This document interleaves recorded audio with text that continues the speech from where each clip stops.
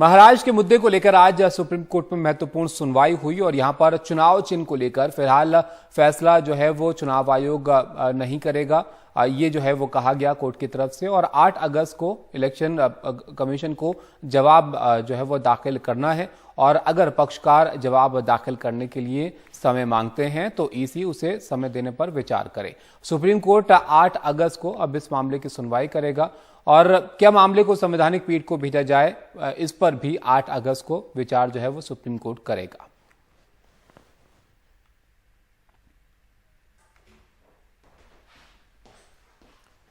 तो महत्वपूर्ण मुद्दा है महाराष्ट्र के विधायकों को लेकर, जो कि एक बागी खेमा शिवसेना में बना है, वो उसको लेकर सुप्रीम कोर्ट में चुनौती दी गई थी। इस पर जो है ये आज सुनवाई हो रही थी। अयोग्यता को लेकर भी एक सवाल था और असली शिवसेना किसकी, ये भी मुद्दा है जिस पर जो है यहाँ पर सुप्रीम कोर्ट सुन रहा है सभी पक्षों को। हमारे साथ इस पर ज्यादा जानकारी के लिए आशीष जी जुड़ गए हैं। आशीष, काफी महत्वपूर्ण रही आज की सुनवाई भी, क्या कुछ हुआ आज कोर्ट में? जी बिल्कुल, देखिए एक अहम सुनवाई हुई थी। हरीश साल्वे जो शिंदे कैंप की तरफ से आए थे, उन्होंने एक बार फिर अपने जो सवाल थे, जो संवैधानिक सवाल उठे, जो संविधान पीठ में भेजे जाने, उन पर अपना जवाब दिया और फिर एक बार दोहराया कि ये दल बदल कानून का मामला नहीं है, ये पार्टी का अंदरूनी मामला है और असहमति का मामला है और इसको दल बदल कानून से नहीं देखा जाना चाहिए, स्पीकर को भेज देना चाहिए। अयोग्यता का मामला लंबित है, स्पीकर इसको डिसाइड करे। लेकिन चीफ जस्टिस एनवी रमन्ना ने एक बड़ा सवाल भी पूछा था कि एक राजनीतिक पार्टी को चुने जाने के बाद अगर उसको इस तरह नजरअंदाज किया जाएगा तो क्या ये लोकतंत्र के लिए एक खतरा नहीं है।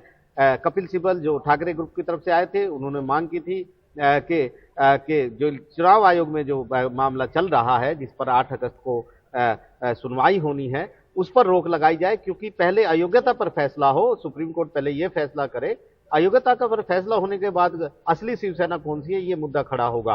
क्योंकि अगर पहले चुनाव आयोग ने डिसाइड कर दिया तो ये बिल्कुल गलत होगा, क्योंकि सुप्रीम कोर्ट में अयोग्यता का मामला पहले से लंबित है।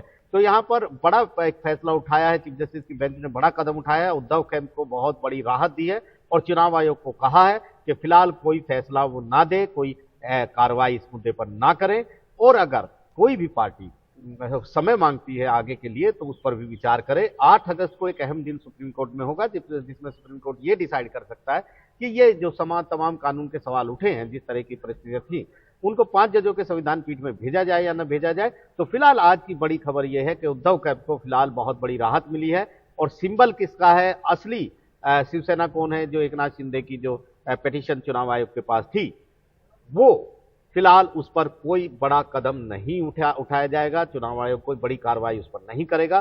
सुप्रीम कोर्ट ने कहा है कि वो कोई आदेश जारी नहीं कर रहे हैं, लेकिन चुनाव आयोग ये सुनिश्चित करे कि कोई भी ऐसी कार्रवाई, ऐसा कोई फैसला ना दे और इस कार्रवाई को अगर कोई पक्षकार टाइम मांगता है तो आगे बढ़ा दे। तो निश्चित तौर पर एक बड़ा कदम उठाया है और पहली बार सुप्रीम कोर्ट से उद्धव कैंप को एक बड़ी राहत यहां पर मिली है। तो 8 अगस्त का दिन काफी अहम होगा इस मुद्दे पर। जी आशीष, एक चीज को लेकर तो थोड़ा यहाँ पर चीज साफ हो गई कि असली शिवसेना किसकी ये बाद में तय होगा। पहले अयोग्यता पर जो है यहाँ पर कोर्ट देखेगा कि विधायकों की अयोग्यता बनती है यहाँ पर या नहीं बनती है। इसके अलावा कई सारे सवाल हैं जिसको लेकर उद्धव गुट और शिंदे गुट जो है वो सुप्रीम कोर्ट पहुंचे हैं। इस पूरे मामले को अगर हम थोड़ा बैकग्राउंड को इसके समझें तो वो कौन कौन से महत्वपूर्ण सवाल हैं जिन पर यहाँ पर कोर्ट में जो है चीजें साफ होनी है?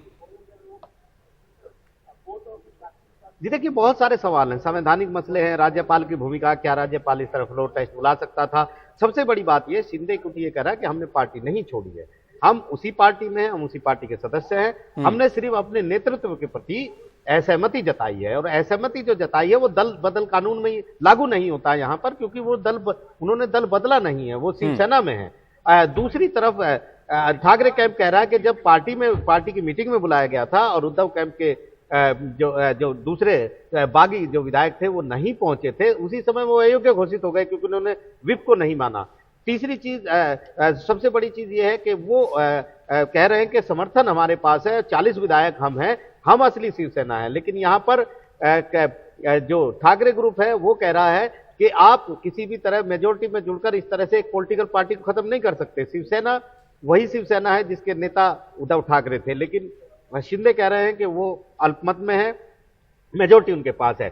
फिर सवाल यह आता है कि अयोग्यता, क्योंकि जब डिप्टी स्पीकर ने शिंदे ग्रुप के और शिंदे को और उनके बागी विधायकों को जब नोटिस भेजा था अयोग्यता का, तो इन्होंने कहा था कि जो डिप्टी स्पीकर है उन पर भरोसा नहीं है, अविश्वास प्रस्ताव नोटिस जारी कर दिया था। तो सुप्रीम कोर्ट के सामने एक संवैधानिक सवाल यह है कि जब स्पीकर खुद अविश्वास के दायरे में हो तो क्या वो अयोग्यता पर फैसला दे सकता है। ये तमाम बड़े मुद्दे हैं जहां पर अगर हम आम लोगों को समझाने की बात करें तो सबसे बड़ा मुद्दा यह है कि शिंदे ग्रुप जो है वो ये साबित करने में लगा है कि ये दल बदल का मामला नहीं है, ये एक पार्टी की अंदरूनी कलह है और असहमति का मामला है। जी शुक्रिया आशीष आपका इस सब जानकारी के लिए। तो असली शिवसेना किसकी है, इसको लेकर चुनाव चिन्ह को लेकर फिलहाल फैसला जो है वो चुनाव आयोग नहीं करेगा और 8 अगस्त को ईसी में जवाब जो है वो दाखिल करना है और कोर्ट में अब 8 अगस्त को ही जो है इस मामले की सुनवाई होनी है और क्या मामले को संवैधानिक पीठ को भेजा जाए